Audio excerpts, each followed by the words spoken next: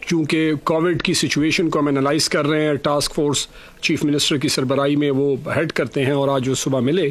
اس میں ڈیسائیڈ ہوا کہ جہاں پہ جو کووڈ کی ریشو ہے جو 5% کو کراس کرتی ہے ایجوکیشن سیکٹر میں، ان اضلاع میں اس ایجوکیشن سسٹم کو چند دنوں کے لیے بند کیا جائے گا، جس میں پشاور ہے، پشاور کے ساتھ نوشہرہ، چارسدہ، مردان، سوابی، اس کے ساتھ ساتھ کوہاٹ، سوات اور دی لوور، دی لوور جو ہے ملکنڈ اس میں نہیں، ملکنڈ ہے، اچھا اینی وے، تو ملکنڈ یہ وہ اضلاع ہے جہاں پہ پرسنٹیج 5 کیا بلکہ کہیں پہ 12 ہے، کہیں پہ 13 ہے، کہیں پہ 10 ہے. تو اس حوالے سے آج ڈسکشن ہوئی اور یہ ڈیسائیڈ ہوا کہ کل سے ان اضلاع میں ایجوکیشن انسٹیٹیوٹس، اسکولز بند رہیں گے، اور یہ 28 جو مارچ ہے تب تک بند رہیں گے. فیوچر آبویسلی ہم اس کو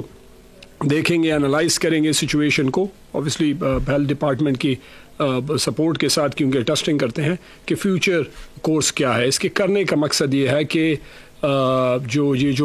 ہائی اسپائک آ رہی ہے یا جو انکریز ہو رہا ہے کووڈ، اسکولوں میں بچوں کو اور ٹیچرز متاثر ہو رہے ہیں، پھر آبویسلی وہ گھر جاتے ہیں اور 6 گھنٹے وہ اسکول میں ایک ہی کمرے میں بیٹھ کے کلاسز لیتے ہیں. اس وجہ سے اس کو مد نظر رکھتے ہوئے ان اضلاع میں ہم نے ایجوکیشن سسٹم میں دیکھا کہ اسٹیٹسٹکس کے بنیاد پہ کہ وہ انکریز آ رہا ہے. اسی وجہ سے ان اضلاع میں ہم کل سے اسکول بند کرنے جا رہے ہیں. اسٹاف آئے گا، کیونکہ جن پیرنٹس کے ہوم ورک ہوں گے یا ان کا کام ہوگا تو اسٹاف باقاعدہ پریزنٹ ہوگا، اور باقاعدہ پیرنٹس آ کے اپنے ٹیچر سے گائیڈنس لے سکتے ہیں، ہیلپ لے سکتے ہیں، ہوم ورک دے سکتے ہیں، ہوم ورک کی چیکنگ کر سکتے ہیں. وہ پروسیس ایجوکیشن ڈپارٹمنٹ نوٹیفیکیشن کرے گا.